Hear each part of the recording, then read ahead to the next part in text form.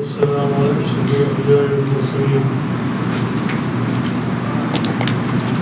سبحانك لا علم لنا إلا ما علمتنا إنك أنت العليم الحكيم نعوذ بالله من شرور أنفسنا ومن سيئات أعمالنا نعوذ بالله من شرور أنفسنا ومن سيئات أعمالنا نعوذ بالله من شرور أنفسنا ومن سيئات أعمالنا أما بعد منافقین کے بارے میں کل بات چل رہی تھی. اس میں اللہ سبحانہ و تعالیٰ نے جب منافقین کا ذکر کیا تو اس میں دو قسم کے منافق ہیں. ایک منافق اعتقادی اور ایک منافق نفاق عملی اور نفاق اعتقادی. نفاق عملی کے بارے میں حدیث میں آتا ہے جس آدمی کے اندر یہ 4 باتیں ہوں گی اور ایک روایت میں 5 باتیں ہوں گی تو منافق ہے. اس سے مراد وہ نفاق نہیں ہے جس سے انسان اسلام سے باہر نکل جاتا ہے، بلکہ اس سے مراد وہ نفاق ہے جس کو نفاق عملی کہتے ہیں. اور نفاق عملی ایک تو ایک روایت میں 4 ہے، ایک میں 5 ہے. ایک تو یہ فرمایا کہ اذا اؤتمن خان کی جب امانت دے گا تو اس میں خیانت کرے گا. پھر اس پر بات ہوئی. دوسرے فرمایا وَإِذَا وَعَدَ أَخْلَفَ. دوسرے فرمایا کہ جب وعدہ کرے گا تو وعدہ خلافی کرے گا. کسی نے وعدہ کیا کہ میں فلاں وقت پر پہنچوں گا تو اس وقت پہ نہیں پہنچا. کسی کو وعدہ کیا کہ میں تمہیں یہ چیز دوں گا، نہیں دی. کسی کو وعدہ کیا کہ میں تمہارا یہ کام کروں گا، نہیں کیا. تو یہ نفاق کی علامتیں ہیں. جو وعدہ پورا نہیں کرتا اس میں 3 باتیں نہیں ہیں، صرف یہ وعدہ خلافی کی ہے تو وہ بقول مولانا فرما کرتے ہیں وہ 25% منافق ہے. اسی لیے کسی سے بھی کوئی بات کہیں میں یہ کام کروں گا، یا ضروری نہیں ہے، علماء لکھا ہے اس میں کہ ضروری نہیں ہے کہ وعدے کا لفظ استعمال کرے، لیکن یوں کہا کہ میں یہ کام تمہارا کر دوں گا. زبان سے کسی چیز کا اقرار کر دینا. المرء یؤخذ بقوله، آدمی کو اس کے بول کے اوپر اس کے اوپر وہ قرار ہے. وہ تو اگر اس نے کوئی جملہ زبان سے کہا میں یہ ادا کر دوں گا، یا میں پے کر دوں گا، یا میں یہ کام کر دوں گا، یا میں فلاں بجے آؤں گا، اتنا کروں گا، تو اگر اس پر وہ نہ کرے تو یہ وعدہ خلافی ہے. تو یہ نفاق کی علامتوں میں سے ہے. اچھا اگر کسی نے آپ نے کہا کہ میں تم سے ملوں گا ایک وقت پہ، تو حدیث میں فقہ نے لکھا کہ کتنی دیر وہ انتظار کرے. آپ نے کہا کہ میں فلاں ٹائم پہ تم سے ملوں گا، فقہ نے لکھا ہے کہ اگلی نماز تک انتظار کرے. اگر آپ نے کہا کہ بھئی میں 11 بجے ملوں گا تو اگلی نماز جو آ رہی ہے وہ ظہر کی آ رہی ہے، تو اتنی دیر تک اس کا انتظار کرے. بڑی مشہور حدیث ہے نبی صلی اللہ علیہ وسلم کی. ایک آدمی کو نبی صلی اللہ علیہ وسلم نے وعدہ کیا، ایک آدمی نے وعدہ کیا کہ میں آپ سے فلاں دن ملوں گا. تو آپ صلی اللہ علیہ وسلم تشریف لائے اور آپ صلی اللہ علیہ وسلم اس دن کتنا انتظار کیا، صبح سے لے کر رات تک انتظار کیا. پھر جب رات ہوگی تو اپنے گھر پہ چلے گئے. پھر اگلے دن صبح اسی جگہ پر پہنچے اور صبح سے لے کے رات تک اس کا انتظار کیا، پھر اپنے گھر پہ چلے گئے. پھر تیسرے دن آئے تو صبح سے لے کے تقریباً دوپہر کا وقت تھا یا رات ہو چکی تھی شام تک، آپ اسی جگہ پہ انتظار فرما رہے تھے. تو 3 دن کے بعد اس آدمی کو یاد آیا کہ میں نے تو محمد صلی اللہ علیہ وسلم سے بات کہی بھی تھی. تو وہ آیا وہاں دیکھنے کے لیے، تو دیکھا کہ نبی صلی اللہ علیہ وسلم وہاں کھڑے ہوئے ہیں. اور آپ صلی اللہ علیہ وسلم نے کیا جملہ کہا، بڑا عجیب جملہ کہا کہ تم نے مجھے مشقت میں ڈال دیا. یہ آپ سب کی ڈانٹ تھی. ہم سب قربان ہو جائے اللہ کے نبی صلی اللہ علیہ وسلم کے اوپر. کیا ڈانٹ تھی یعنی 72 گھنٹے انتظار کروایا اور آگے سے کیا کر رہے ہیں؟ اس نے مجھے مشقت میں ڈال دیا. ابھی تو دنیا ایسی کیوں دیوانی ہے اللہ کے نبی سے سب کرنے کی؟ صرف یہ جملہ کہا تم نے مجھے مشقت میں ڈال دیا، میں بھول گیا. اسی لیے کسی سے کوئی بھی ہم جملہ کہیں میرے بھائیوں، کوئی بھی آدمی نیک عمل کر رہا ہے لیکن اگر یہ کوئی بھی اب ہمارے یہاں سے گناہ نہیں سمجھا جاتا. میں نے کہا میں 10 بجے آؤں گا، اب آدمی جو ہے وہ 10 بجے نہیں پہنچ پایا، تو اس کو اطلاع کر دے کہ میں اتنے بجے نہیں پہنچ سکتا ہوں، یہ اتنے بجے میں کہوں میں پہنچتا ہوں. وہ کہہ دے کہ میں اتنے بجے آ رہا ہوں، یہ اطلاع کر دے، بتا دے اس کو، تاکہ اس کو انتظار کی کلفت نہ ہو. یا تمہیں میں یہ کام کر دوں گا جو بھی ہے تو اس کو اس وقت کا بتائیے کہ میں اس وقت تک کروں گا. اگر اس ہمارے یہاں سمجھتے سے یہ کوئی گناہ نہیں ہے. میرے بھائیو یہ بعض لوگ کہتے ہیں میں ابھی آ رہا ہوں، یہ ابھی آ رہا ہوں کیا مطلب ہے؟ 5 منٹ 10 منٹ 1 گھنٹہ ہو گیا، 2 گھنٹے ہو گئے، 3 گھنٹے ہو گئے، وہ ابھی آ رہے ہیں تو ابھی آ رہے ہیں. تو آدمی اس میں ایسے چیز الفاظ میرے بھائیو زبان کا بہت احتیاط سے استعمال کرنا ہے کہ زبان ایسی استعمال نہ کریں. کیونکہ حدیث میں آتا ہے اللہ کے نبی صلی اللہ علیہ وسلم فرماتے ہیں زبان کی وجہ سے انسان جہنم میں جائے گا. کہا معاذ کہا سر آپ زبان پکڑو، اللہ کے نبی صلی اللہ علیہ وسلم کہا کہ یہ اس کی وجہ سے. کہا 2 چیزوں کی تو مجھے گارنٹی دو، میں تمہیں جنت کی گارنٹی دیتا ہوں، زبان کی اور شرم کا. اور کئی مرتبہ ہمارے ایسے الفاظ ہوتے ہیں جس کو ہم سمجھتے نہیں گناہ ہے، جبکہ وہ بڑے بڑے گناہ ہوتے ہیں. اللہ کسی حدیث میں آتا ہے انسان جملہ ایک ایسا کہتا ہے کہ وہ جہنم کے 7ویں درجے میں پہنچ جاتا ہے. ایسا جملہ کہتے ہیں. ایسے ایک جملہ کہا کہ وہ اللہ کا مقرب بن گیا وہ.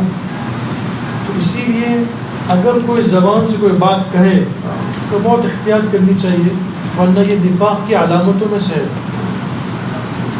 اور منافق کے بارے میں قرآن نے کہا ان المنافقین فی الدرک الاسفل من النار، جہنم کے سب سے 7 طبقات ہیں. جہنم کے جنت کے 7 درجات ہیں، 8 درجات ہیں، اور جہنم کے 7 طبقات ہیں.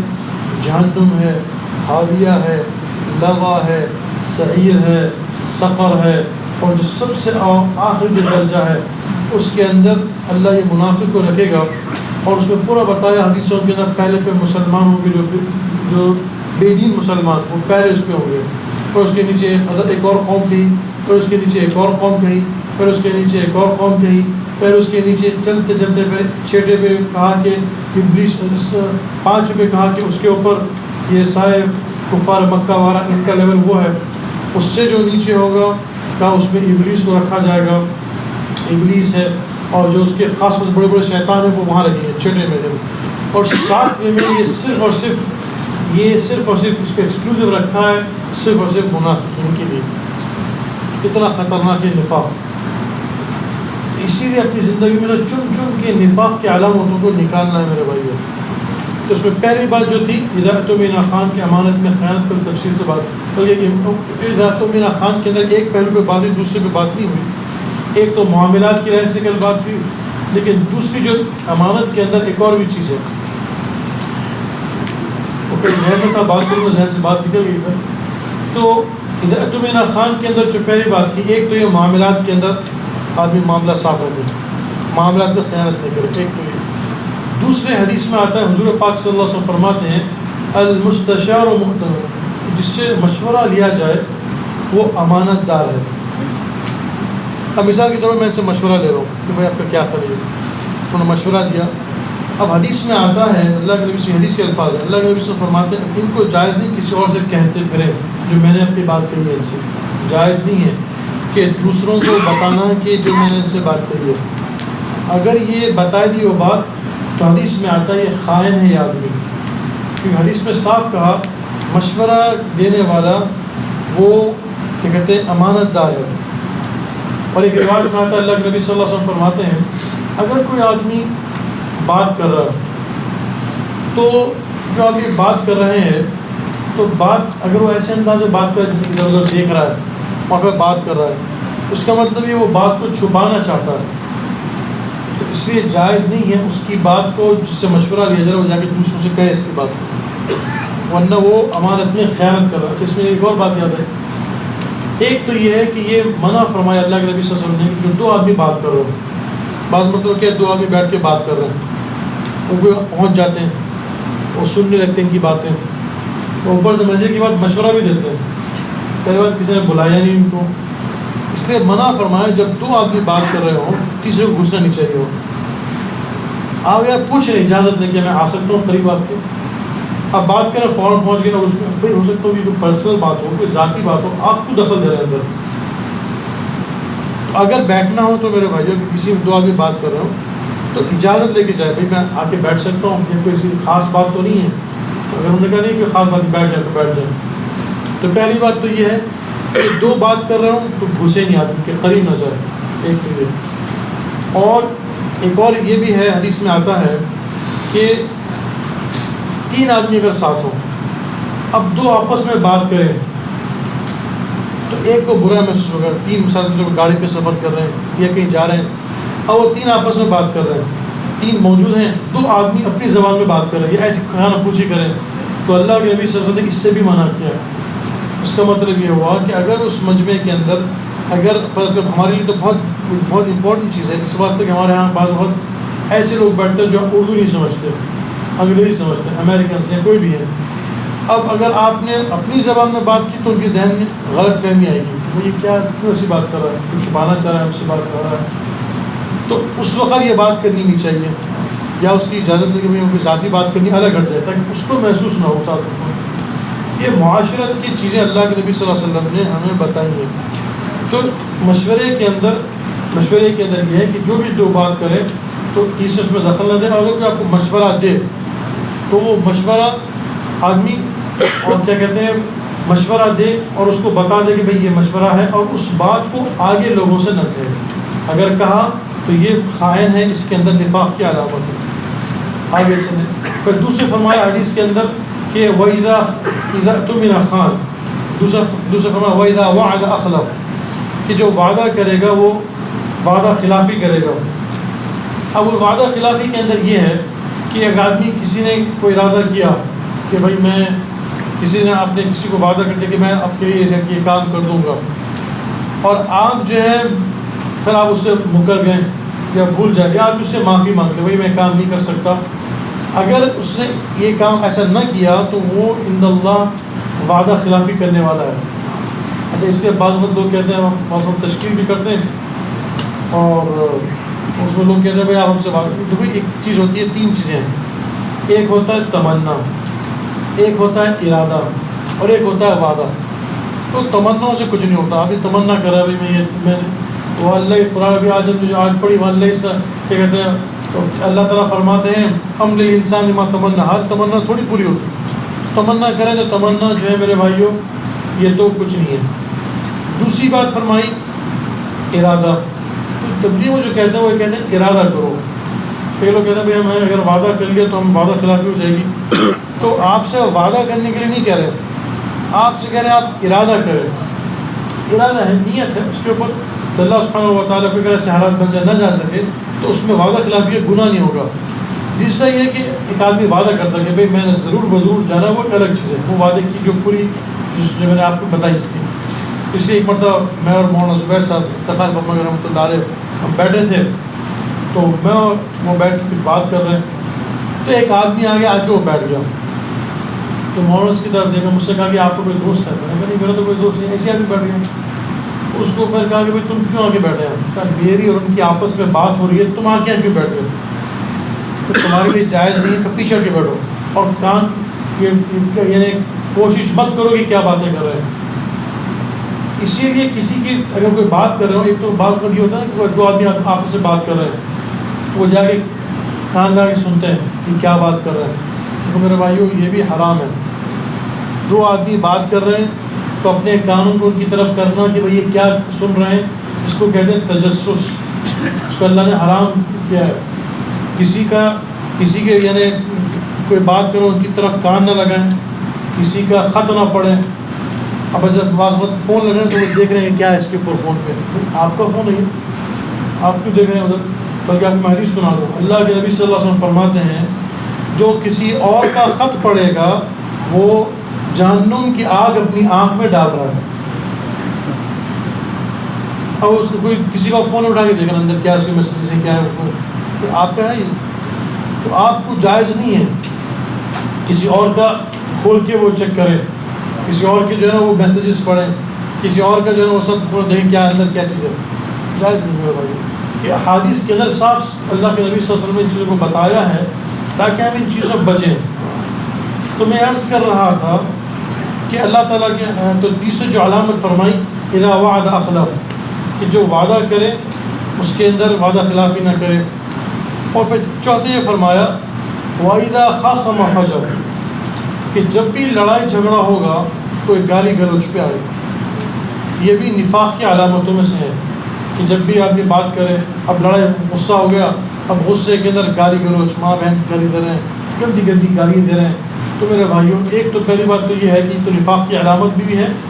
دوسرے حدیث میں آتا ہے اللہ کے نبی صلی اللہ علیہ وسلم فرماتے ہیں کہ جو آدمی گالی گلوچ دیتا ہے وہ اللہ کی نظروں سے گر جاتا ہے.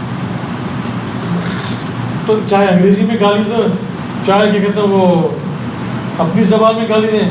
تو میرے بھائیوں اور خاص طور سے گھروں کے اندر اس کا بہت احتیاط کریں کہ ہم اپنے گھر کے اندر بیوی سے بات کرتے ہیں, بچوں سے بات کرتے ہیں, بعض وقت انداز گالی گلوچ کا ہوتا ہے, یہ بالکل حرام ہے. گالی دینا میرے بھائی حرام ہے کسی چیز کو. وہ بعض وقت جو کیا کہتے ہیں گاڑی وہ اس کے اندر بھی گاڑی کو کریں کم بخت گاڑی, بلکہ میں آپ کو بات کروں جس کو آپ نے گالی دی اس جگہ اللہ کے نبی صلی اللہ علیہ وسلم ایک مرتبہ سفر میں تھے تو ایک اونٹنی ساتھ تھی, اونٹنی سست چل رہی تھی. تو وہ جو آدمی تھا اس نے کہا العن هذه الناقة, اللہ کی لعنت ہو, گالی دی اس کو. تو اللہ کے نبی صلی اللہ علیہ وسلم فرمایا چھوڑ دو اس کو, اس کے اوپر مت بیٹھو, تم نے جو لعنت دے دی ہے نا یہ اب اسے بیٹھنے کی ضرورت نہیں, کیونکہ یہ اللہ کی ملعون ہو چکی ہے. جس کو تم نے گالی دی ہے اب یہ ملعون ہو چکا ہے, اس کے قریب مت جاؤ.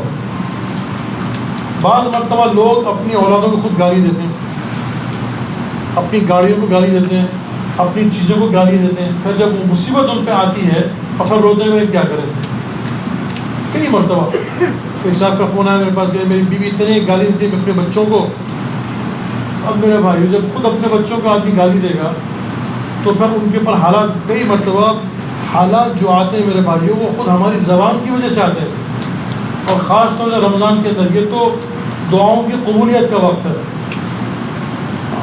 تو اب گالیاں دے رہے ہیں, اب اس میں بچوں کو گالی, کیونکہ اس لیے علماء فرماتے ہمارے بزرگ تھے مولانا عمر صاحب رحمۃ اللہ علیہ, وہ یہ کہتے تھے کہ دیکھو جس سے سال میں ایک مرتبہ مل رہا ہو اس سے اخلاق کا برتنا بہت آسان ہے. جس سے رمضان ہر ہفتے ملتے اس سے مشکل ہے, اور جس سے روزانہ ملتے اس سے بہت زیادہ مشکل ہے. تو اسی لیے سب سے زیادہ اخلاق کا پتہ چلتا ہے بیوی بچوں کے ساتھ. اسی لیے بعض لوگوں کی زبان پہ گالی چڑھی نہیں ہوتی ہے. تو میرے بھائیو ایک تو یہ انسان اللہ کے قریب نہیں جا سکتا, جو آدمی گالی دے گا وہ اللہ کے قریب نہیں جائے گا. ہر اور بعض لوگ یہاں پر نوکر وغیرہ نہیں ہوتے, لیکن بعض کی عادت ہوتی ہے نوکروں کو گالی دے رہے ہیں, اور بعض کی عادت ہوتی ہے بات کرتے ہوئے گالی دیتے. بات کریں گے تو گالی دے کے بات کریں گے. اب جو یہ گالی دے کے بات کر رہا ہے حدیث میں آتا ہے اذا تصابت امتی سقطت من عین اللہ, یہ اللہ کی نظروں میں سے گر گیا, اس کی کوئی قیمت نہیں اللہ کے پاس. اللہ تو اس لیے گالی سے اپنی زبان کو میرے بھائیوں روک کے رکھیں کہ گالی کے اندر. تو بیوی بچوں کے ساتھ خاص طور سے ایک صاحب کہہ رہے ہیں میرے بھائی بچے گالی کیوں دیتے ہیں, ظاہر بات تو وہی تو ان پہ نہیں آئی, وہ تو گھر کے جو حالات سنے انہوں نے وہی اسی کی بات گالی سیکھ رہے ہیں. ماں باپ جیسے بات کر رہے ہیں, جس طرح کی گالی دے رہے ہیں, بات کر رہے ہیں آپس کے اندر, تو وہی چیز بچے بھی سیکھ رہے ہیں. تو اسی لیے اپنے آپ کو میرے بھائیوں سب سے پہلے اگر آپ چاہتے ہیں آپ کے بچوں میں اخلاق اچھے ہوں اور بیوی کے اچھے اخلاق ہوں تو زبان کو کنٹرول رکھیں. اور دوسری بات یہ ایسے لوگوں کے ساتھ نہ بیٹھیں جو گالی دیتے ہوں. بعض کیا ہوتی ہے جیسے میں نے کہا ہر مرتبہ بات کرتے ہیں تو گالی دے کے بات کرتے ہیں. عادت ان کی ایسی تھی, ایک مرتبہ تھے وہ ہر بات میں بلکہ اللہ معاف کرنا تو نکل کے ہر چیز کسی کو دینی بات بھی کرے تو بیچ میں گالی دے کے بات کرے, عادت ہے. تو اس کو اپنے آپ کو روکنا پڑے گا میرے بھائیوں, ورنہ یہ ایک تو اللہ کی نظر سے گر جائے گا, اور دوسرا یہ اللہ سبحانہ و تعالیٰ کی نظر سے نہ صرف گرے گا بلکہ یہ نفاق کی علامتیں ہیں. اور آپ نوٹ کیجئے زیادہ تر جتنے گناہ ہیں اس سب کا تعلق زبان کے ساتھ ہے. تو زیادہ مصیبتیں انسان کے اوپر آتی ہیں اپنی زبان کی وجہ سے. تو تیسری جو بات فرمائی حدیث کے اندر کہ اپنے آپ کو زبان کو روکنا, کہ گالی سے بچانا, اور خاص طور سے لڑائی جھگڑے کے موقع کے اوپر. لڑائی جھگڑے کے اوپر حدیث میں آتا ہے وَإِذَا خَاصَمَ فَجَرَ, جب لڑائی جھگڑا ہوگا تو یہ گالی گلوچ میں لگ جائے گا. اسی لیے اپنے آپ کو خاص طور سے لڑائی جھگڑے کے موقع کے اوپر حدیث میں آتا ہے اللہ کے نبی سے فرماتے ہیں جب دو لڑ رہے ہوں تو فرمایا کہ اگر کسی کو غصہ آئے, ایک آدمی بیٹھا تو اس نے آ کے کہا یا رسول اللہ اوصنی, مجھے آپ کوئی وصیت کیجیے. تو اللہ کے نبی صلی اللہ علیہ وسلم فرمایا کہ اللہ تعالیٰ کو غصہ مت کرو. تو ادھر سے آیا تو اس نے کہا یا رسول اللہ اوصنی, آپ مجھے وصیت کیجیے. تو اللہ کے نبی سے فرمایا کہ اللہ تعالیٰ. پھر وہ ایسا ہوا جب بڑا مجمع بیٹھا تھا تو وہ ادھر سے آیا, وہ شاید سمجھا کہ نبی صلی اللہ علیہ وسلم مجھے بھول گئے. ادھر سے آ کے اس نے پوچھا یا رسول اللہ اوصنی, کہ اللہ کے رسول مجھے وصیت کیجیے. تو اللہ کے نبی صلی اللہ علیہ وسلم فرمایا لا تغضب, مجھے کہا کہ غصہ مت کر. پھر عرصہ گزر گیا, پھر اس کے بعد وہ پیچھے سے آیا اور آ کر کہنے لگا یا رسول اللہ اوصنی, یا رسول اللہ مجھے کوئی وصیت کیجیے, شاید اب اللہ کے نبی مجھے دیکھیں گے نہیں.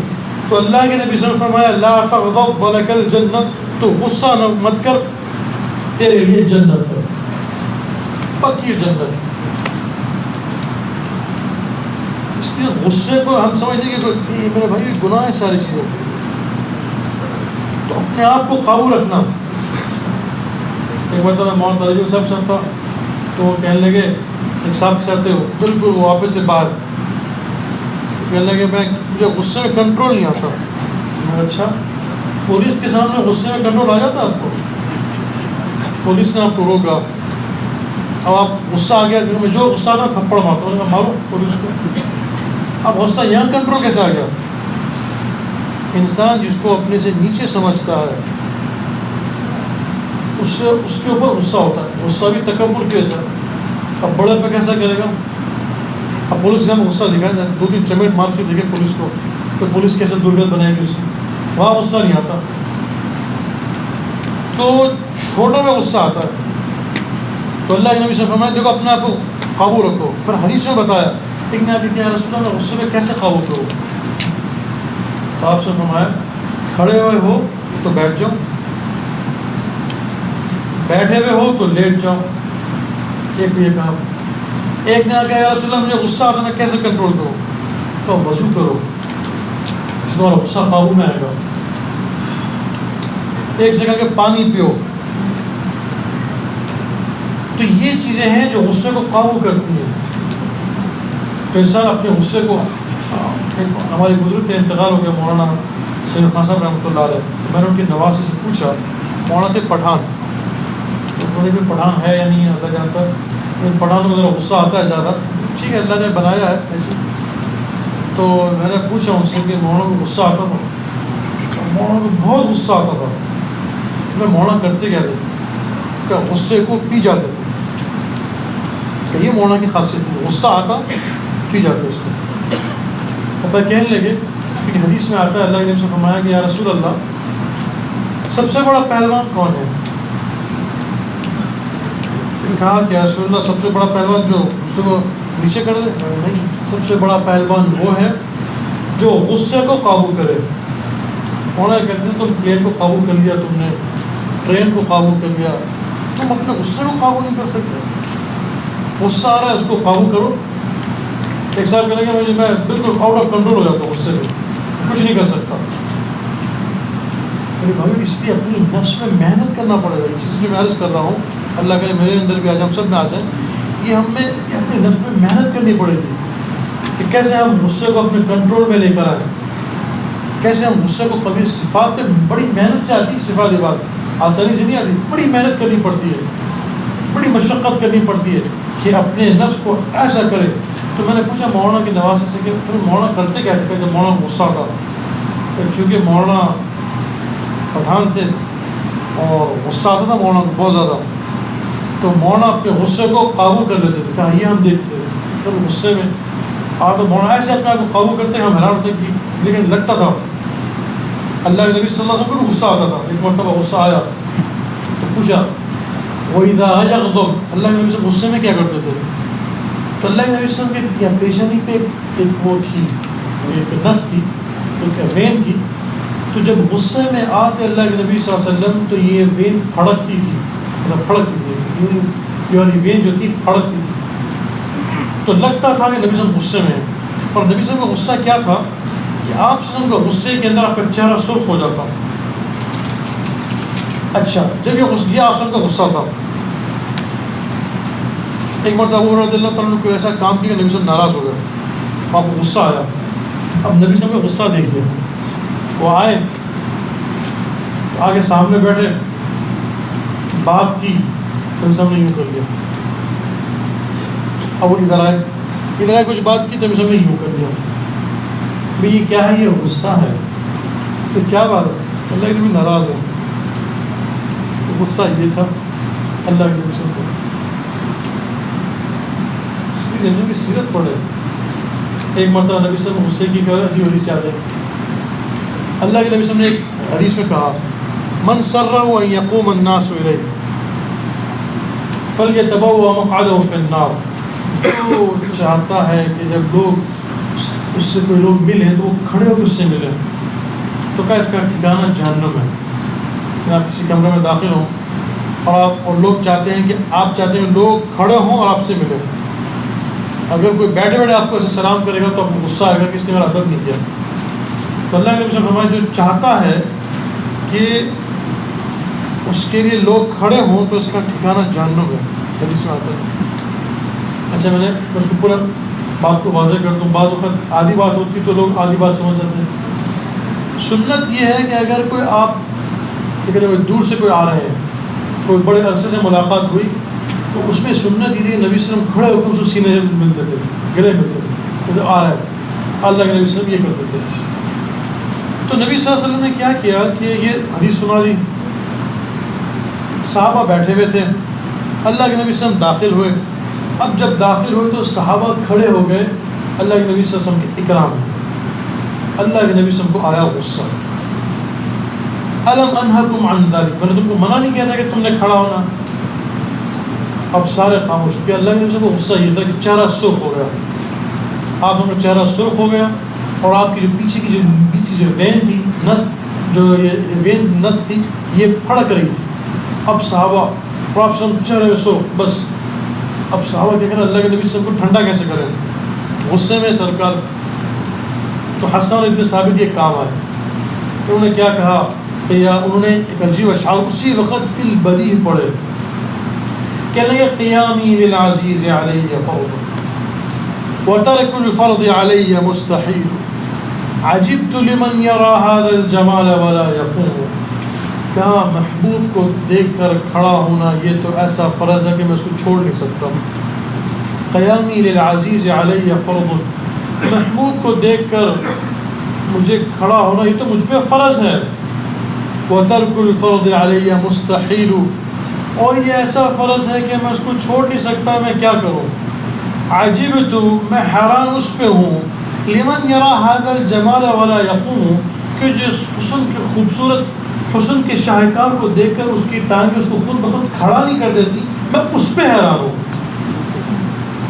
اب جب یہ کہا تو آپ سب مسکرا پڑے، ٹھنڈا کر دیا اللہ کے رسول۔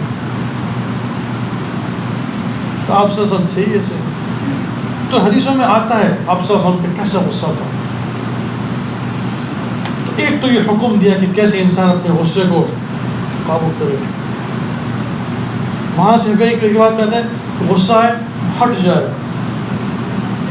جیسے بعض لوگ بچوں کو پٹائی کرتے ہیں، بچے نے کوئی گلاس توڑ دیا، کیا تھپڑ مارا، ابھی جو اس نے تھپڑ مارا ہے یہ بچے کی تعدیب کے لیے نہیں مارا، اس نے اپنے نفس کے لیے مارا ہے، اس کو بے جا مار ہے بچے پر، جس کی وجہ سے بچے کے اندر اور ضد پیدا ہوتی ہے۔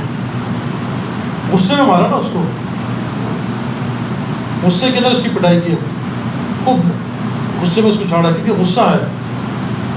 جب کسی کی تعدیب مقصود ہوگی تو غصے، کیونکہ انسان کے جو فیصلے ہوتے ہیں وہ غصے میں غلط ہوتے ہیں، غصے میں فیصلہ کر دیا۔ اتنے ایک صاحب میں آگے مسئلہ پوچھا، جی میں نے غصے میں اپنی بیوی سے کہتے طلاق طلاق طلاق طلاق ہوئی، تو میں نے ان سے کہا کیا محبت میں طلاق دے گا؟ پھر وہ غصے میں ہی طلاق کا لفظ ہے، طلاق ہوگی وہ تو غصے کے اندر ہی ہوگی. کبھی ہوتی کہ محبت کے اندر بھائی زبردست پیار محبت چل رہی ہے میاں بیوی کے اندر, اب وہ چل تجھے تحفہ دے دو میں 3 طلاق دوں, کیا خیال ہے؟ ایسی طلاق ہوتی ہے. تو لڑائی جھگڑے میں طلاق ہوگی, غصے کے اندر ہوگی. تو غصے کے اندر طلاق ہوتی ہے. تو جب انسان غصے میں ہوتا ہے تو اس کا جو پاور آف ڈیسیجن وہ صحیح نہیں ہوتا. اس لیے علماء نے کہا ہے 2 مرتبہ 2 چیزوں کے اندر کیا کہتے ہیں آپ کہا, ایک ایکسیسو غصے میں جب شدید غصہ ہو, اب مثالی طور پہ شدید غصہ ہو اور شدید خوشی ہو تو اس وقت کے فیصلے صحیح نہیں ہوتے. جیسے ایک آدمی ہے بہت خوش ہے, اس نے آگے کہا کہ جاؤ بھائی اتنا پیسہ لے لو, تو اب علماء اس کی وصیت کو نافذ نہیں کریں گے اس واسطے کہ اس نے شدید خوشی کے اندر یہ کام کیا, یعنی اپنے عقل کے ہوش میں اس نے کام نہیں کیا. یہ وہ اپنے ہوش میں نہیں تھا, وہ تو خوشی کے اندر آگے کہا رکھ لو بعد میں افسوس کرے گا, اس کا یہ حکم نافذ نہیں کیا جائے گا. ایسے غصے میں ایک بات کہہ دی, تو غصے میں اس کا وہ غصے کے اندر اس نے یہ بات کہی ہے, اس نے کیا کہتے ہیں وہ نارمل لیول کے اندر نہیں ہے. اس لیے میرے بھائیوں جو فیصلے ہوتے ہیں غصے کے وہ غلط ہوتے ہیں. کبھی بھی غصے میں فیصلہ مت کرنا. تو بعد میں ایک روایت مجھے یاد نہیں پڑتا, یہ روایت ہے یا عرب کے حکماء کا قول ہے, یہ مجھے یاد نہیں پڑتا. کشف الخفا کے اندر میں نے پڑھا تھا, مجھے یاد نہیں پڑا یہ حدیث کے الفاظ ہیں یا عرب حکماء کا قول ہے. لا یأتی الغضب الا الندامہ, کہ چاہے حدیث ہے یا کسی عرب حکیم کا قول ہے, غصے کا انجام ندامت ہے. جب انسان نادم ہوتا ہے, غصہ کر لیا, اب بعد میں ندامت, بہت شدید ندامت ہوتی ہے کہ میں نے کیوں کیا, تو غصے کا فیصلہ کیا. تو اسی لیے حدیثوں کے لیے اس کے طریقے آئے ہیں. اب اس کو روکنے کے لیے اس کو خوب بار بار مذاکرہ کریں, کیسے انسان غصے سے منع نہیں کیا کہ انسان ہے غصہ آئے گا, لیکن کمال یہ ہے کہ اس غصے پر انسان قابو پائے. غصے میں پہلے اپنے جسم, جو لوگ جو مغلوب الغضب ہوتے ہیں وہ آگے بڑھ نہیں سکتے زندگی کے اندر, اس واسطے کہ وہ کیا کہتے ہیں, ایک مرتبہ میں اور مولانا ایک سفر میں تھے, مولانا مجھ سے کہنے لگے یہ آدمی مجھ سے بہت زیادہ آگے صلاحیت کے اندر. وہ ایسی جگہ پہ تھے, یہ بہت صلاحیت ہے, بہت آگے جگہ, بہت آگے. تو اس کو ایک چیز نے مار دیا کہ اس کی یہ مغلوب الغضب آدمی ہے, اس کی وجہ سے یہ بیچارہ زندگی کے اندر بہت پیچھے رہ گیا. مغلوب الغضب کہتے ہیں جو غصہ اس پہ حاوی ہے, اس کی وجہ سے یہ اپنی زندگی کے اندر آگے بڑھ نہیں سکا. اس کے غصے کی وجہ سے لوگ جاب چھوڑ دیتے ہیں, غصے کی وجہ سے بیوی بچوں سے لڑ لیتے ہیں, غصے کی وجہ سے کہ بڑے ہم ان سے ناراض ہیں, غصے میں ہیں. اللہ کے نبی سے فرمایا کون سا غصہ اچھا ہے, کون سا غصہ برا ہے, یہ بھی حدیث میں آتا ہے, یہ بھی سننا. فرمایا 4 قسم کے لوگ ہیں. ایک وہ ہے کہ جس کو فوراً غصہ آتا ہے اور بہت دیر سے غصہ اترتا ہے. ایک مرتبہ میں کراچی میں تھا, ایک جگہ پہ گیا جج کے پاس, کسی مسئلے میں کچھ بات کرنے گیا. وہ جج کہنے لگا کہ کسی بات پہ کہتا ہے دیکھو جب مجھے غصہ آتا ہے تو میں ڈستا ہوں. خود کہہ رہا ہے جج صاحب, اللہ پناہ میں رکھے آپ سے, خود کہہ رہے ہیں کہ میں جب غصے میں آتا ہوں تو میں ڈستا ہوں اور میں چھوڑتا نہیں ہوں اس کو. خود ان کے الفاظ تھے کہ میں ڈستا ہوں, یہ جیسے سانپ ڈستا ہے. حدیث میں آتا ہے 4 قسم کے لوگ ہیں غصے کے بارے میں. ایک تو وہ جس کو غصہ فوراً آتا ہے اور پھر بڑی دیر سے جاتا ہے, ایک تو یہ آدمی ہے. دوسرے فرمایا ایک جس کو غصہ جس کو غصہ فوراً آتا ہے اور فوراً اتر جاتا ہے. دوسرا یہ. تیسرا یہ ہے ایک دوسرے کو غصہ دیر سے آتا ہے اور پھر دیر سے جاتا ہے. اور تیسرا یہ ہے جس کا غصہ دیر سے آتا ہے اور فوراً اتر جاتا ہے. کہ یہ 4 قسم کے لوگ ہیں اللہ کے سے فرمایا. تو پہلا کون, جس کو غصہ فوراً آیا پر دیر سے گیا, کہا یہ اللہ کے نزدیک یہ یعنی اللہ کے نزدیک بہت ہی گرا ہوا آدمی ہے، اس کا اللہ کے یہاں کوئی مقام نہیں، گرا ہوا آدمی ہے، اللہ سے دور ہے، رجل بعید من اللہ، اللہ سے بہت دور ہے یہ۔ کہ دوسرا کون ہے جس کو غصہ کیا کہتے ہیں فوراً آیا اور فوراً اتر گیا، کہ یہ بھی دور ہے۔ تیسرا کون ہے جس کو غصہ دیر سے آیا اور دیر سے اترا، کہ یہ بھی فیل، یہ بھی دور ہے اللہ سے۔ کہ ایک ہی آدمی ہے جو اللہ سے قریب ہے، کہ کون ہے وہ جس کو غصہ دیر سے آتا ہے اور جلدی اتر جاتا ہے، یہ آدمی اللہ کے قریب، دیر سے غصہ آیا فوراً اتر گیا غصہ اس کو۔ حنف بن قیس بہت بڑا سردار ہے، ایک آدمی اس کے پاس آیا، اس کا دربار تھا، بیٹھا ہوا دربار بیٹھا ہوا تو دربار، بہت بڑا سردار۔ حنف بن قیس کے بارے میں مشہور تھا کہ کوئی اس کو غصہ دلا نہیں سکتا، اس کو غصہ نہیں دلا سکتا، اس کی خاص اس کے بارے میں مشہور تھا، عرب سرداروں میں تھا یہ، اس کی وجہ سے یہ سردار بن گیا، اور اس کو یہ تھا کہ اس کو غصہ آتا نہیں ہے۔ ایک شاعر نے کہا اس کو تو میں ایسا غصہ دلاؤں گا کہ یہ یاد رکھے گا۔ تو یہ گیا اس کے دربار میں، پورا دربار بھرا ہوا اس کا، سب بیٹھے سردار اس نے اگر کہا کہ اے احنف، کہ احنف انت الذی، کہ تو وہی ہے، کان ترعى الغنم على قرارید، کہ تو وہی ہے جو تو وہ چراتا تھا بکریاں اور اونٹ چند ٹھیکروں کے خاطر، اب آج سردار بن کے بیٹھا ہوا لوگوں کو حکومت کر رہا ہے۔ اب کوئی بہت بڑے بادشاہ صاحب جا کے یوں کہیں کیسا اس کو ہوگا؟ تو حنف بن قیس نے کہا نام، کہ میں وہی ہوں، تو صحیح کہا میں وہی ہوں۔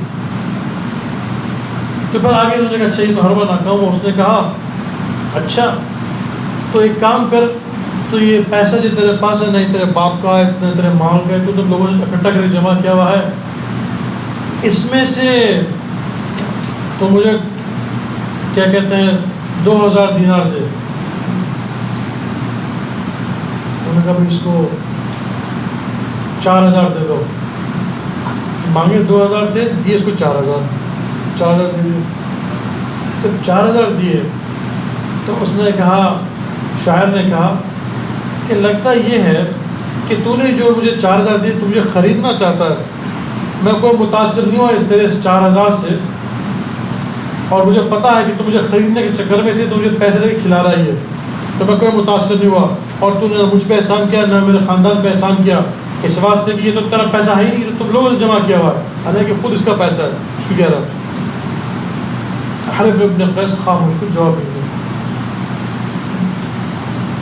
تو وہ شاعر باہر نکلا، باہر نکل کے لگا میرا تو سارا یہ حربہ ناکام ہو گیا، اس کو میں کر ہی نہیں سکا۔ تو پھر اس کے بعد واپس اندر داخل ہوا، کہنے لگا حنف میں تو تجھے ٹیسٹ کرنا چاہتا تھا، تو واقعی جیسے لوگ کہتے ہیں تو اس سے زیادہ شریف نکلا، اللہ تجھے جزائے خیر دے، اور تجھ جس سردار کو ہمارے سر پہ سلامت رکھ۔ حنف نے کہا اس کو 8000 اور دو۔ تو نے کہا یہ کیوں؟ کہ یہ اس واسطے کہ جب تو نے ہماری بدتمیزی کی اس پر ہم عطا کرتے ہیں، اب جب تو ہماری تعریف کرے تو ہم نہیں دیں گے۔ یہ لوگ امام ابو حنیفہ کے بارے میں تھا کہ ان کو کوئی غصہ نہیں دلا سکتا۔ تو کیا ہوا، ایک آدمی نے کہا کہ میں ان کو ذلیل کروں گا، مجمع کے اندر بیٹھا تھا، کہنے لگا کہ امام ابو حنیفہ کی عمر تھی 17 سال، ان کی اماں کی عمر تھی 95 سال۔ کہنے لگا امام صاحب میں آپ کی ماں سے شادی کرنا چاہتا ہوں، ان کی عمر کی ماں کی عمر ہے 95 سال اور امام ابو حنیفہ 70 کے قریب۔ تو امام صاحب کہنے لگے کہ اچھا میں ذرا اپنی ماں سے پوچھ کے آتا ہوں۔ لوگ حیران، تو اندر گئے، واپس آئے تو جس آدمی نے سوال کیا وہ تڑپ رہا تھا۔ تو سفیان ثوری وہاں بیٹھے تھے، مجھے کیا ہوا؟ کہا کہ امام ابو حنیفہ کا غصے پہ قابو پانا اس آدمی کو قتل کر دیا۔ تو غصے پہ قابو پایا کہ آدمی آپ یوں کہے وہ آدمی کو اللہ نے اس کو ختم کر دیا اس کے ان کے اس غصے پر قابو پانے کی وجہ سے اس کا اثر یہ ہوا کہ آدمی ختم ہو گیا جو صبر کیا. مولانا عبدالعزیز رحمۃ اللہ علیہ تھے, بہت بڑے بزرگ تھے. تو ایک مجلس میں گئے, بہت سارے وہاں ایسے لوگ تھے جو بہت ان کے خلاف تھے. لوگوں نے ان کو ذلیل کریں گے, تو بہت بڑا مجمع میں مولانا بیان کر رہے تھے. تو ایک آدمی کھڑا ہوا بیچ مجمع سے, کہا مولانا صاحب ایک بات سنیے. کیا بات ہے؟ ہم نے سنا ہے کہ آپ حرامی ہیں. پورا مجمع کہہ رہا ہے, سارے مجمع پورا ہزاروں کا مجمع ہے, مولانا بیان کر رہے ہیں. تو کھڑا ہو کر کہنے لگا ہم نے سنا ہے کہ آپ حرامی ہیں. تو مولانا کہنے لگے نہیں, میں حرامی تو نہیں ہوں, میرے ماں باپ کی نکاح کے گواہ فلاں فلاں لوگ موجود ہیں, اور اپنا بیان کرتی ہوئی. تو میرے بھائیوں یہ چیزیں ہم نے سیکھنی ہیں, اس کو یہ دین کا حصہ ہے. اس سے ہمارے اللہ کے قرب میں کمی آتی ہے. اللہ کے ساتھ تعلق کے اندر یہ وہ دیواریں ہیں جس کو پھیلانا پڑے گا اور ان دیواروں کو ہٹانا پڑے گا تاکہ وہ اللہ تک پہنچ جائیں. اللہ تک نہیں پہنچ پاتا. اپنے آپ اس وقت جو محنت ہے, رمضان کا مہینہ کیا ہے, نفس کو کرش کرنا کہ کیسے انسان اپنے آپ کو قابو کرے. بچہ نے کچھ بات کہہ دیا, غصہ آ گیا, کسی نے کوئی بات کیا, غصہ آ گیا. اس کو قابو کرنا پڑے گا, سیکھنا پڑے گا. ایک مرتبہ میں بہت بڑے بزرگوں کے ساتھ زندہ سفر میں تھا, بلکہ ہم ان کے شہر میں تھے. تو اس زمانے میں سیل فونز عام نہیں تھے, ریگولر فونز تھے ان کے شہر کے اندر. کیا ہوا کہ وہ کسی نے فون کیا, تو ان کے جو اس بزرگ کے جو بھی تھا اس نے فون اٹھایا. انہوں نے کہا وہ مولانا صاحب ہیں, کہاں ہیں؟ میں فون لیا. مولانا صاحب نے فون لیا. اب جیسے فون لیا تو وہ آگے سے گالی دینی شروع کی. ایسی گندی گالیاں, اتنی گندی گالیاں. اب وہ اتنی زور سے گالیاں دے رہا تھا کہ وہ آس پاس کے لوگ بیٹھے سب سن رہے ہیں گالیوں. اب سارے بیٹھے ہوئے انکمفرٹیبل, اتنے بڑے مولانا گالی دے رہا ہے فون کے اوپر, ایسی گالیاں ایسی. ایک نے کہا مولانا فون دیں رکھیں, یہ تو ایسے لوگ ایسے کرتے ہیں, بکواس کرتے ہیں. گالیاں کتنی ہیں؟ 4-5 ہی گالیاں ہوتی ہیں, ادھر نئی گالیاں تو ہوتی نہیں ہیں, 4-5 ہی گالیاں. آدمی اس کو ریپیٹ کرے گا, 1 مرتبہ 2 مرتبہ 3 مرتبہ 4-5, بس اس کو ریپیٹ کرتے جائے گا. ریپیٹ اب گالیاں بھی کتنی دے گا, اسے 15 منٹ تک تو گالیاں دی, دیتا رہا. آخر جی مولانا صاحب جی وہ گالیاں دے رہا ہے, کتنا دے گا. تنگ آ کے اس نے فون پٹک دیا. ہلو فون اسی نے, مولانا فون نہیں رکھا, اس نے فون رکھا. گالیاں دے کر اس نے فون رکھ دیا. مولانا اپنا فون رکھ دیا. اب سارے مجمع بیٹھا ہوا, سب مجمع نے گالیاں سنی. مولانا اتنا بڑا بزرگ, اور سارے مجمع اتنی زور سے اس کی گالیاں تھیں, اور وہ سارے مجمع شرمندہ. پھر کیا ہوا کہ وہ تھوڑی دیر کے بعد اس نے کیا کیا کہ وہ 15-20 منٹ پھر فون آیا. پھر فون سے کہا نہیں ہٹو, مولانا ہٹو میں اٹھاؤں گا. مولانا فون اٹھایا, لیکن چھوڑ دیں, ہٹو پیچھے ہٹو. فون اٹھایا, وہی تھا کہ مولانا صاحب ہیں, کہا ہاں. اب آگے سے کہا کہ اب وہ رونا شروع کیا, مجھے معاف کر دے. میں نے بہت بدتمیزی کی آپ کے ساتھ. کوئی نہیں کہ میں آپ کے پاس آنا چاہتا ہوں, آ جاؤ, کوئی بات نہیں. فون رکھ دیا. تھوڑی دیر کے بعد وہ پھر آیا, وہ خود وہاں آیا مجمع میں اور بیٹھ گیا. ایسی اتنا رویا, مجمع والوں کو رلایا اس نے. ایک بزرگ کے پاس تھے, ایسا مجمع تھا, بڑا مجمع, وہ بات کر رہے ہیں. ان کا جوان بیٹا اندر داخل ہوا مسجد کے اندر, وہ ایسی بات کر رہے ہیں, جوان بیٹا, اور داخل ہوا, اور داخل ہو کے پورے مجمع کو پھیلانتے وہ ادھر آیا, اندر آیا سے آ کے اپنے باپ سے وہ بیٹا کہہ رہا ہے, وہ بہت بڑے بزرگ سے کہہ رہا ہے, نے میرے ساتھ تو سے اپنے باپ سے بات کر رہا ہے. اور ایسا کہا اس نے, ایسے 2-3 گئے اور کر کے آ کے ایسے منہ سے قریب نکل گیا بالکل. اور بات کر رہا ہوں اسے، ایسی بات کرتے کرتے تو دیکھا ہوتا ہے زوز تھپڑ مارا سارے مجمع کے سامنے اپنے باپ کو، اتنے بڑے بزرگ کو، اور لوگوں نے پکڑنے سے پہلے باپ کو تھپڑ مارا، تھپڑ مار چلا گیا سیدھا، پورا مجمع ہل گیا. اور وہ ان کے چارہ سرخ کہ آدمی تھے مجمع کے اندر، چلو کوئی ایک آدمی تھپڑ مارے، خود بیٹا آ کے تھپڑ مارے سارے مجمع کے سامنے. اب وہ تھوڑا سا بات ختم کی، بیان ختم کیا، کھڑے نماز کی نیت باندھی، روئے جا رہے نماز کے اندر. مجمع بھی ہل گیا، شرمندہ مجمع، شرمندہ ہمارے سامنے کیا ہو گیا. تھوڑی دیر کی وہ روئے جا رہے نماز کے اندر، اللہ مجھے معاف کر دے، میری غلطی، اللہ مجھے معاف کر دے، اللہ مجھے معاف کر دے، یا اللہ میری غلطی معاف کر.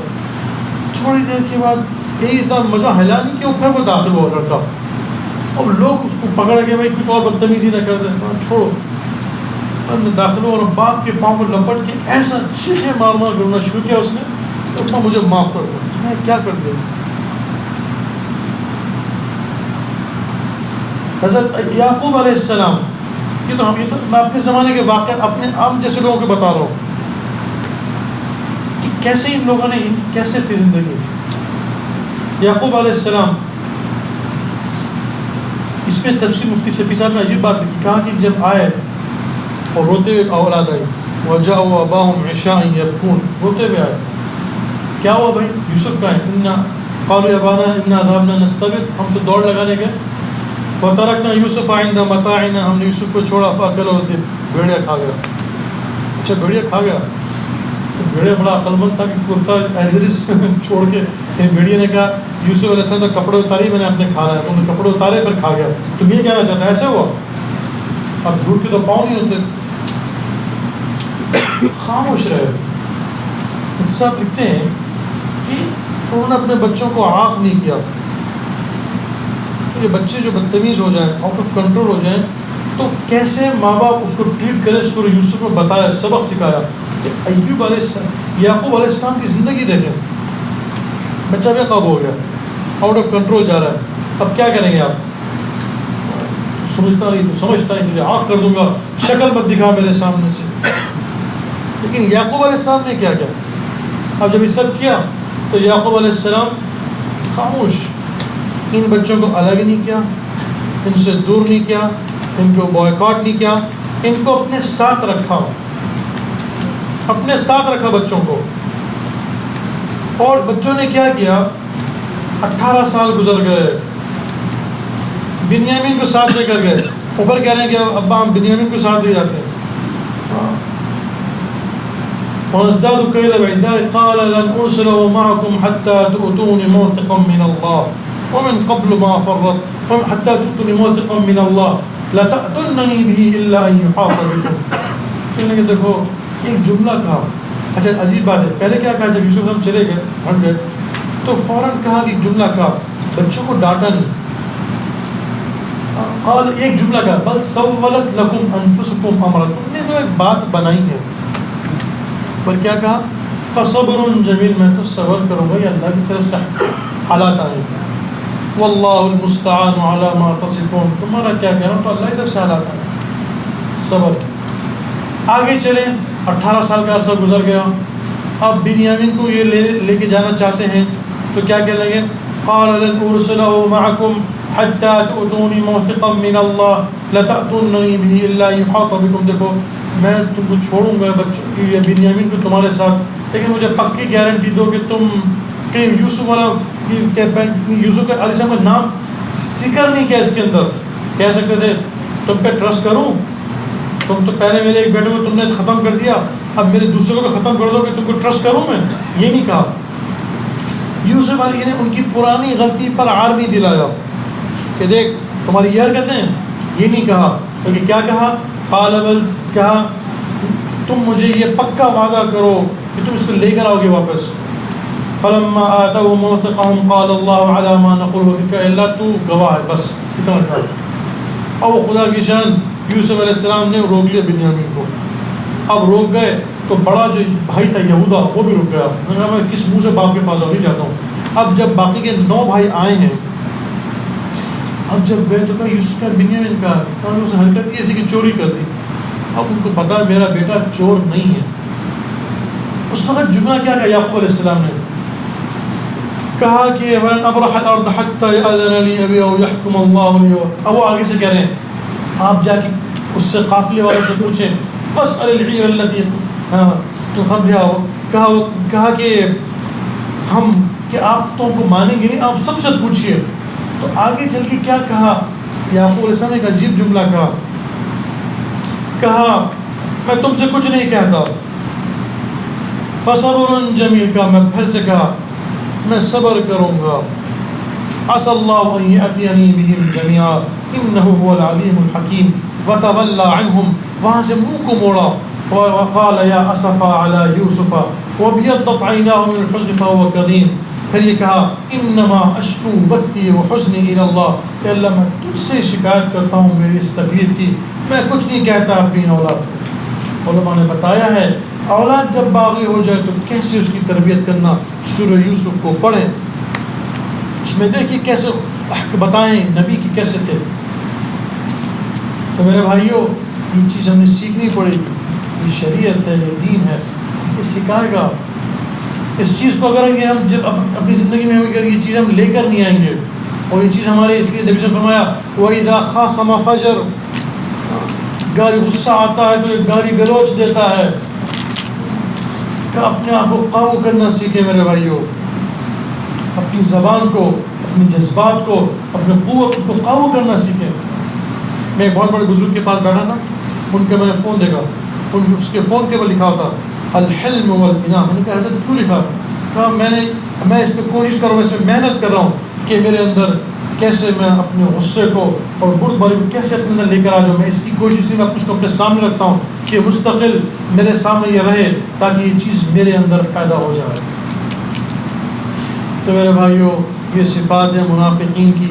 اللہ مجھے بھی اور آپ کو بھی سب چیزوں سے نجات دے. اور اس میں اب اس کو محنت کرنے کا راستہ کیا ہے؟ آسان سا راستہ ہے. اگر آپ نے یہ چیز اپنے اندر لانی ہے اور برائی کو نکالنی ہے, اس کا کیا طریقہ؟ اس کو دیکھیے طریقہ ہے میرے بھائیوں. 2 اور 2 بھوکی کو آپ نے کہا 2+2 کیا 4 روٹی ہیں. بھوکی سے کہتے ہیں 2 اور 2 کیا ہے؟ 4 روٹی ہیں. تو اس لیے کہتے ہیں اگر یہ برائیوں کو نکالنی ہے, اچھائی کو لے کے نہیں, تو کیا طریقہ ہے میرے بھائیوں پہ؟ دعوت دو کہ یہ چیز کیسے میرے اندر سے نکلے. اس کی آپ دعوت دیجئے تو یہ چیز آپ کے اندر سے نکلتی چلی جائے گی. جس چیز کی دعوت ختم ہو جاتی ہے پھر وہ چیز نکلتی نہیں. جس چیز کی آپ دعوت دیں گے, آپ دعوت دیں غصے کو قابو کی, تو آپ کے اندر وہ چیز آتی چلی جائے گی. غصے کو قابو کرنے کی آپ دعوت دیں گے, وہ چیز آپ کے اندر آتی چلی جائے گی. تو میرے بھائی اس کو دعوت سے یہ چیز پیدا ہوگی اور اس کا مذاکرہ کریں. اگر آپ کو پتہ یہ کمزوری ہے روزانہ اس کی حدیثیں پڑھیں تو مذاکرے سے یہ چیز اندر پیدا ہوتی ہے. اللہ مجھے بھی ہم سب کو اس کے پر عمل کرنے کی توفیق نصیب فرمائے. ربنا تقبل منا انك انت السميع العليم وتب علينا انك انت التواب الرحيم. اے اللہ ہم سب گناہوں کو معاف فرما, خطاؤں کو درگزر فرما. اے اللہ جو ہمارے اندر بری عادتیں ہیں اور اے اللہ جو گناہ ہیں, اے اللہ ان کو چن چن کر عافیت کے ساتھ ہمارے اندر سے نکالتے چلا جا. اے اللہ جتنی غلط چیزیں جو تجھے پسند نہیں ہیں, اے اللہ اس کو چن چن کر ہمارے اندر سے نکالتے چلا جا. اے اللہ ہمیں اخلاص نصیب فرما, اے اللہ ہمیں استخلاص نصیب فرما. اے میرے مولا جن جن جو حاضرین جن کی جو بھی دعائیں ہیں, اے اللہ ان ساری حاجات کو پورا فرما. اے اللہ جو بھی دعاؤں کے لیے کہنا چاہتے تھے کہہ نہ سکے, اے میرے مولا ان کی سائر جائز حاجات کو پورا فرما. اے اللہ اس مدت ہو سکتا ہے شب قدر ہو, اے میرے مولا ہمیں قبول فرما, دین پر چلنے کی توفیق نصیب فرما. اے میرے مولا جیسا تو نے ہونا چاہیے تھا ویسا تو ہے, اے میرا مولا ہمیں بھی ایسے ہی بنا دے جیسا ہمیں ہونا چاہیے تھا. اے میرا مولا ایسے ہمیں صفات عالیہ نصیب فرما. اے اللہ تمہیں ایسے بنا کہ تمہیں دیکھ کر خوش ہو جاؤ. اے اللہ ایسے صفات عالیہ نصیب فرما. اے اللہ ہمیں صفات عالیہ سے مزین فرما. اے میرا مولا اپنی غلطیوں کو دیکھنے والا بنا. اے اللہ دوسروں کی غلطیوں سے, اے اللہ ہمارے دوسروں کی غلطیوں سے, اے اللہ اس سے ہماری حفاظت فرما کہ ہم دوسروں کی غلطیوں کو دیکھیں. اے میرا مولا اس سے ہماری حفاظت فرما. اے میرا مولا جتنی حضور پاک صلی اللہ علیہ وسلم نے خیر کی دعائیں مانگی وہ ساری خیر ہمیں نصیب فرما، اور جتنی شرور سے پناہ مانگی ہے وہ سارے شرور سے ہم سب کی حفاظت فرما۔ ربنا تقبل منا انك انت السميع العليم وتب علينا انك انت التواب الرحيم، وصلى الله سيدنا محمد وعلى اله وصحبه اجمعين برحمتك يا ارحم الراحمين۔